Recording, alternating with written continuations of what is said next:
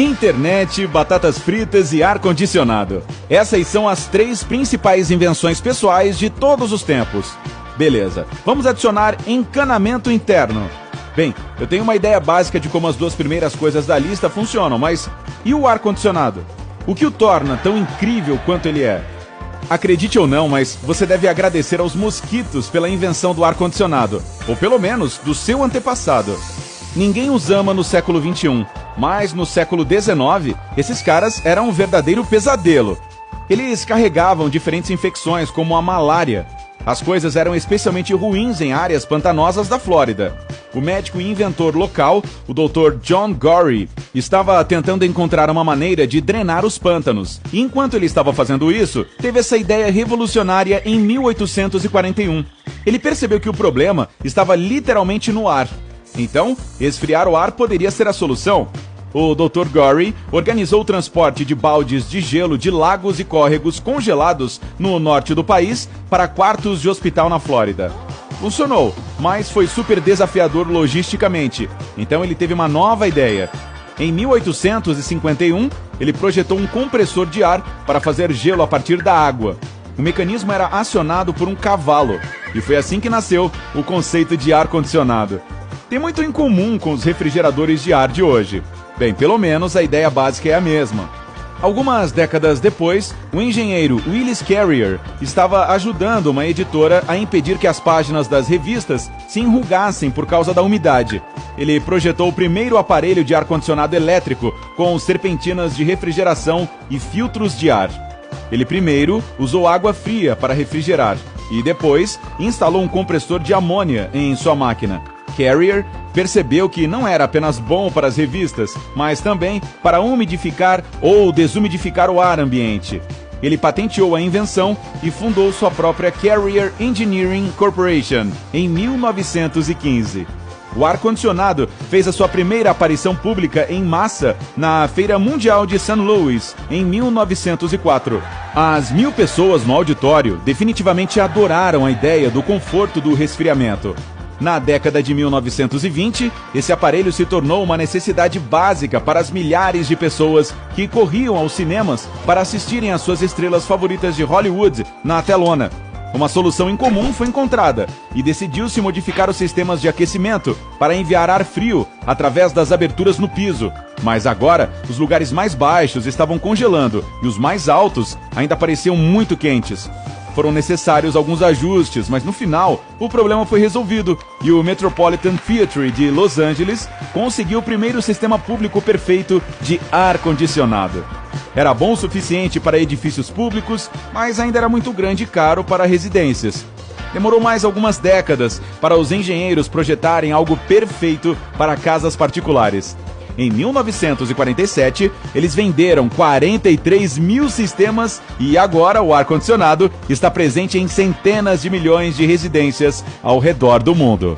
Os aparelhos de ar-condicionado de hoje trabalham com os princípios inventados por Carrier, mas são, é claro, mais eficientes em termos energéticos, muito mais silenciosos, com melhores diagnósticos e controles, sensores eletrônicos e são feitos de materiais melhores.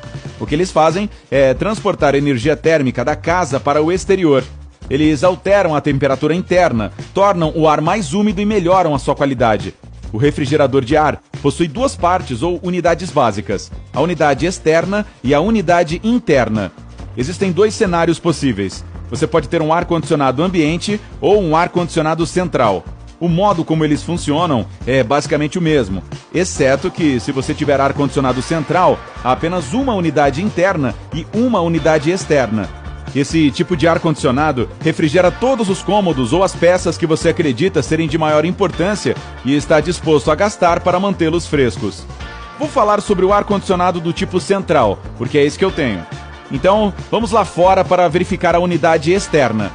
Ela difere de modelo para modelo e de marca para marca, mas em geral parece uma caixa com um ventilador na parte traseira ou na lateral da sua casa.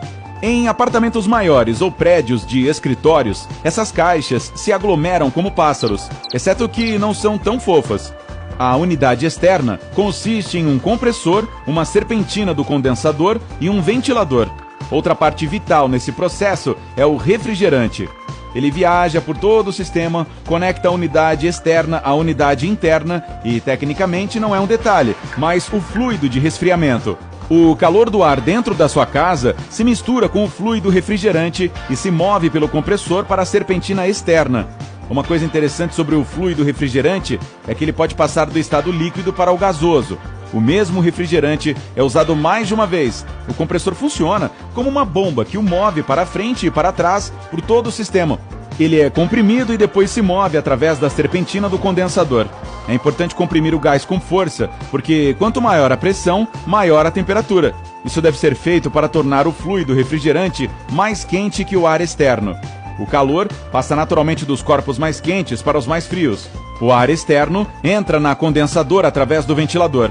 O ar quente da sua casa se dispersa no ar da rua. O fluido refrigerante acabou de fazer o seu trabalho com sucesso. Ele esfria, se transforma em gás novamente e volta para dentro. E o processo continua e continua. Portanto, agora está claro o que acontece lá fora, mas e quanto à unidade interna? Vamos voltar para casa e procurá-la. Então, pode haver uma unidade interna em cada cômodo da sua casa, ou nos que você precisa refrescar, ou uma unidade no armário ou no porão, ou em algum lugar dentro da casa. Para fazer o aparelho funcionar por toda a casa, também há um termostato e saídas de fornecimento e retorno de ar. A própria unidade interna é uma caixa que possui um motor e uma ventoinha, a serpentina do evaporador, a válvula de expansão, a placa de circuito e o filtro. Quando fica muito quente na sala, o termostato envia um sinal SOS para a placa de circuito, que liga o motor do ventilador. O ar quente da sala é aspirado pelas aberturas de retorno. Então, o ar encontra o fluido refrigerante. Nesta fase, o ar quente perde seu calor e umidade. Mas como o refrigerador absorve o calor, ele fica tão quente que ainda não está pronto para atender as serpentinas do evaporador. A válvula de expansão ajuda a soprar um pouco de vapor e a diminuir a pressão extra.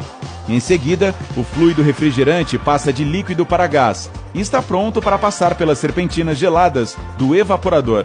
O refrigerante frio está se movendo através de pequenos tubos, dos quais a serpentina do evaporador é feita. Agora, vamos dar um tempo ao refrigerante para absorver calor suficiente do ar interno. E feito, ele está pronto para ir para o compressor e você sabe o que acontece lá na unidade externa. Tudo isso acontece ao mesmo tempo e um ciclo interminável. Bem, até o termostato decidir que a temperatura está boa e desligar o aparelho antes que aqueça novamente. Então, tudo recomeça, levando o calor para fora enquanto o ar frio entra. Ele se espalha pela casa através das aberturas de ventilação. Cada detalhe do ar-condicionado é super importante e mesmo que apenas um mecanismo pare, todo o processo será interrompido. E espero profundamente que isso não aconteça, pois está ficando quente aqui. Então, veja bem, os aparelhos de ar-condicionado percorreram um longo caminho para se tornarem tão eficientes quanto são hoje. Mas o progresso nunca para, e os cientistas estão trabalhando em novas tecnologias para tornar os refrigeradores de ar mais eficientes em termos de energia, ecologicamente corretos e com melhor aparência, tanto por dentro quanto por fora das residências. Ei, isso não causou um calafrio na sua espinha? Não? Tá legal. Ei, se você aprendeu algo novo hoje, dê um like no vídeo e compartilhe com um amigo. E aqui estão alguns outros vídeos legais de que eu acho que você vai gostar. Basta clicar à esquerda ou à direita para permanecer no lado incrível da vida.